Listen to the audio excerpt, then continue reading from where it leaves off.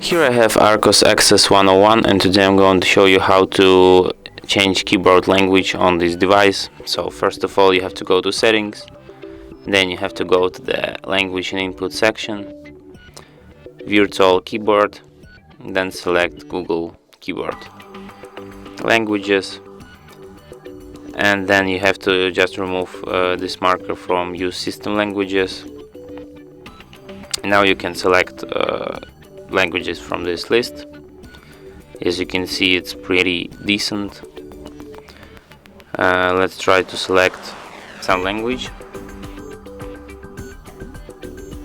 For example, Thai, and let's try to type something in Thai.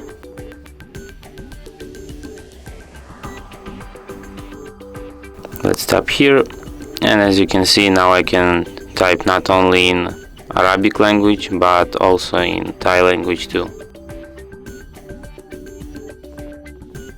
Unbelievable.